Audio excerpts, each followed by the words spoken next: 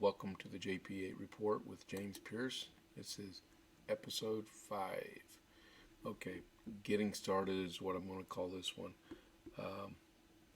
So we have a new president. It's Joe Biden. Regardless if we like it or not, he's sworn in. He's the president of the United States.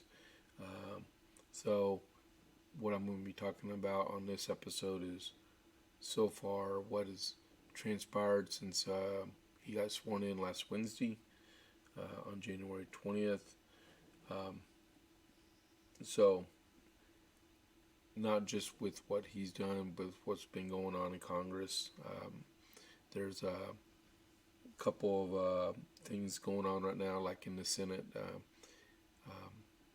On Tuesday the 19th, I think it was the 19th,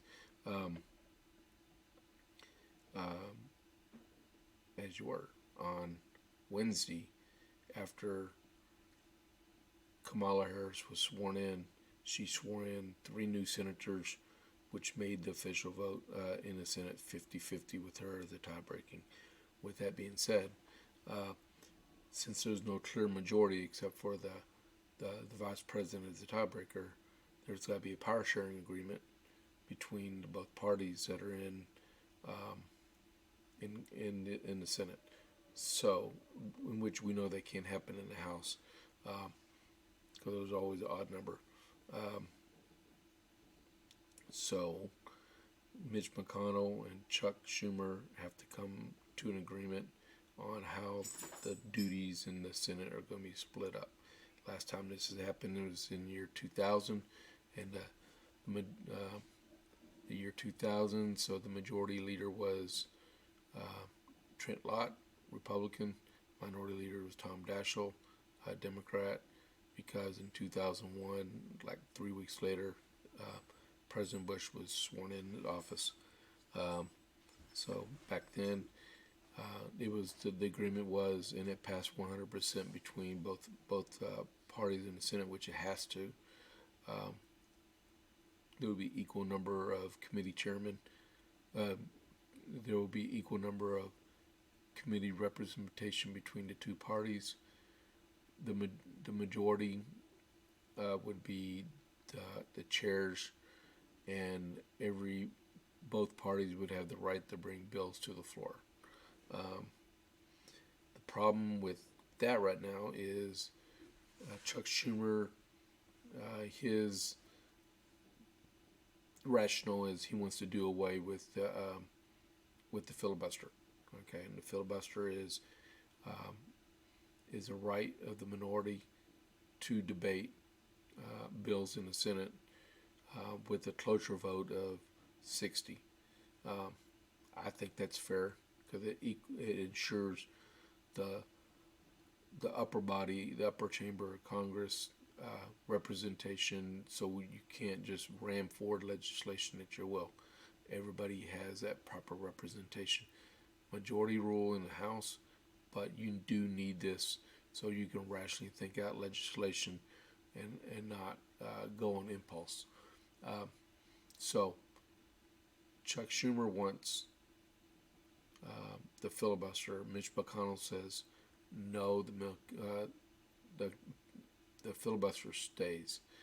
We need that. So that's the disagreement they have between the two. And then I heard a couple of days ago on the news that Arizona Senator Christian Sinema, I think that's her name, and then West Virginia Senator Joe Manchin both say that they support keeping the filibuster. So that being said, it's like 52 to 48. Chuck Schumer needs to just fall on his sword, accept the loss. The filibuster is going to stay. Let's get an agreement going so we can move forward with legislation for the United States. Okay. Let's see. We'll just say with the Congress for a minute. And then we know that the president was, President Trump went through an impeachment through the House of Representatives. before he left office. It was 10 congressmen led by Liz Cheney from Wyoming, led the Republicans with the Democrats to approve it. So it passed by 10 votes. Then it went over to the Senate. And then this is where the Constitution comes into being. So President Trump is no longer president. How can you impeach a president that's no longer president? And because you got to remove him from office and then declare him ineligible to run for office. He's a private citizen. If you look in Article 1, Section 3 of the Constitution,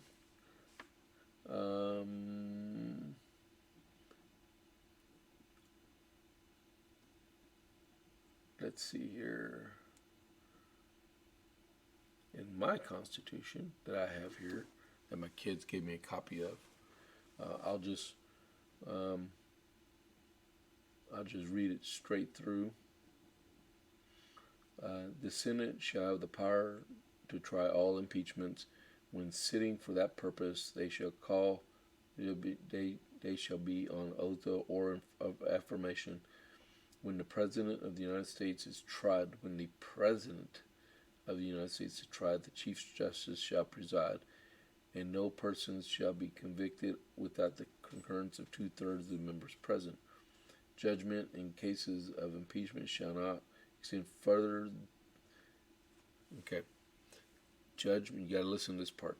Judgment in cases of impeachment shall not extend further than to remove from office and disqualification to hold and enjoy the office of honor, trust, or profit under the United States, but the party convicted shall nevertheless be liable and subject to indictment, trial, judgment, and punishment according to law. There can't be an impeachment trial. If you believe the Constitution, there can't be an impeachment trial. Regardless of how you think about it, it says it in writing. If you believe the Constitution, there cannot be an impeachment. Let me say that again. If you believe the Constitution, there cannot be an impeachment because President Trump is no longer president. Case closed. Okay. And then Liz Cheney, she was the highest ranking Republican that voted for impeachment. She already has an opponent for the 2022 congressional election.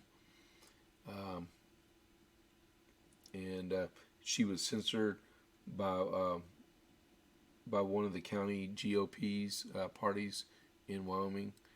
So I feel unless she can overcome all this, her days are numbered in the House of Representatives. She should have thought about that before she voted against President Trump for something he didn't do. What else is happening? So, and in Arizona, the same thing happened. Cindy McCain, she's the widow of Senator John McCain. She, hold on just a second. Let me adjust this just a little bit. Okay, I may have to do some side, and forgive the backdrop. I'm getting better. I'm learning. I think I need more light back there, and spread out my back screen good. But it's looking better. So John McCain's widow, Cindy McCain, her and then Governor Doug Ducey got censured in Arizona for their actions during the presidential campaign. Doug Ducey more so that he refused to have an investigation on the vote count that happened down there. So we'll go from there. I don't know what his future is, and Cindy McCain doesn't have a future. So I'm one of those I consider when you serve in in the shadows of your spouse or your dad or your mom. I call that nepotism. You can call it whatever you want. People need to run on their own right. Why should we have 2, 3, or 4 generations of the same family and that represent us in Congress? So there's 330 million people in our country. I'm sure we can find people that want to represent us. Let's see, a couple of things that's happened since Biden got inaugurated. He's passed over 3 dozen executive orders. And executive orders are when, as a temporary measure that applies to the executive branch for enforcement. It's not law. It's just a clarification of what you can and can't do outside of Congress. To be backed up in law, it has to go through Congress. So a couple of things he did. I think the very, very first one was he terminated the XL pipeline. If you don't know what the XL pipeline is, it's the company is, I believe, XL Petroleum. I think that's what it is, but it's a Canadian company, and they do oil shale in Canada, in Alberta, Canada. So they mine the shale and they truck it to Houston, I believe, and then right now they load it up on trucks, take it to the border of Texas, and they load it up into trains, and they ship it by train all the way down to Texas. What the plan's been for like the last 15 years was to build a pipeline from Alberta, Canada, all the way down to Houston. But when Obama got inaugurated and they proposed this, there were environmentalist groups that said it's not safe. It's going to destroy the environment. It's going to kill everything in sight because it's oil shale. Pipelines are proven to be the safest and most efficient way of transporting natural gas and oil and whatever else, water and everything else goes by pipeline. Very seldom you see spillages. So they say we can't do it because it's environmentally not friendly. Listen to that. It's not environmentally friendly. So what do you do when you put oil on an 18-wheeler or you put oil on a freight car going by train? Same thing. Now you're mixing the oil on train tracks going through metropolitan areas all the way down to Texas, and then also you're putting it in trucks on the nation's highways. So which side would be safer, going by pipeline or going by train or truck? What he did, he just immediately on the first day of his administration unemployed a minimum of 11,000 people. And like Pete Buttigieg, he's going to be the labor secretary, I believe. He said, well, we're going to eliminate those 11,000 jobs and then create 11,000 good, quote unquote, union paying jobs. Well, you just eliminated union jobs because most pipe fitters are union jobs, and now you're going to make them unemployed and learn a new skill set. Some of these guys have been doing welding for decades, and then you're going to tell them you're going to be a computer programmer. I know people in the solar field. I know people in the windmill field. Right now, we don't have the technology to, on a massive scale, support a solar energy industry. Not industry, but infrastructure. That's the word. we don't have the battery storage. We don't have the capacity to soak up that much, and for nationwide, petroleum is going to be here for a long, long time to come. And there's no reason with us being energy independent that we can't continue to be energy independent, and at the same time explore other areas, which they are doing anyway. So that was a mistake. Let's see.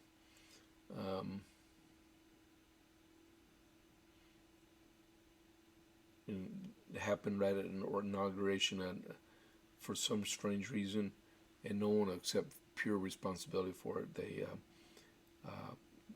National Guard troops were told to leave the Capitol, and they sent them to parking garages in the Washington D.C. area, so people couldn't see them out on the streets.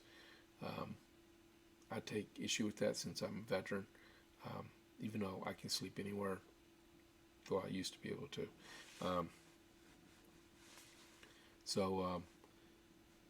Why did they go there? Why were they forced to go into parking garages? My question, if you saw a couple of my Facebook posts on my Facebook page, it's James A. Pierce Jr. You'll see a come and take a symbol as a profile. I take issue with that because were they told to go there, or was it arranged for them to go there? If they were told to go there and they were there without the permission of the owner of that parking garage, which is PMI or PKI, and they own hundreds of parking facilities in the Washington D.C. area, and if they were told just to go there and without the permission of the owners of the parking facility, that's a violation of the Third Amendment of the United States about quartering troops. Okay, and if you, I can't get to it right now. I had it marked. Read the Third Amendment, and then you'll put two and two together, and you're like, James, you're right. So that needed to stop. And then let's see, there's still Biden came out in support of statehood for the District of Columbia, and then I am going to go to where it says it, Section 8, Clause 17. Okay, so D.C. statehood is unconstitutional. Okay, and this is why I say that. If you go to it, it says Congress shall have the power to exercise exclusive legislation in all cases whatsoever over such district not exceeding 10 miles square as may, by cession, particular states in acceptance of Congress become the seat of government of the United States, and to exercise like authority over all places purchased by the consent of the legislation in the state of which the same shall be, for the erection of forts, magazines, arsenals, dockyards, and other needful buildings. So if that in that one paragraph, it's the second to last paragraph in Section 8, Article 1 of the Constitution. 10 square miles is supposed to be the size of Washington, D.C. It was ceded from Virginia and Maryland. Congress, after they got everything going with Washington, D.C., gave Virginia back their area, which is pretty much swampland, and they kept the area from Maryland. It's a capital city. It's a federal city. It needs to stay a federal city. It is not a state, and it's not eligible to be a state. So let's move on from that one. I mean, if they're just grasping to try to get as many votes as possible on their side of their political aisle, and they figured since the vast majority of people in Washington D.C. are Democrat, let's make it a Democratic state.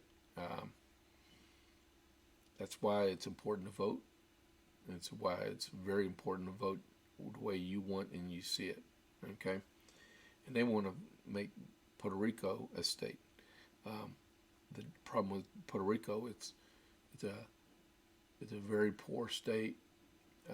It's very they were saying upwards to $78 billion in debt. If you know, in the United States, a state cannot carry debt. Um, Only the federal government can. But since Puerto Rico is a Commonwealth, laws don't apply to them. Uh, the state is very, very, very poor. It has a very high debt load.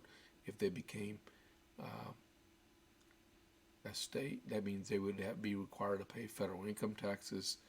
And if the vast majority of the state is, um, if the vast majority of your state is poor, they're not going to pay federal taxes, and they'll have an influx of our federal taxes transferred to their state to supplement the lives of all their people who live in that state.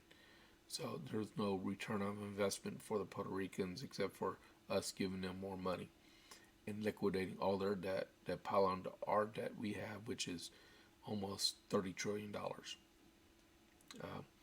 Another thing that was discussed was one of the first phone calls that the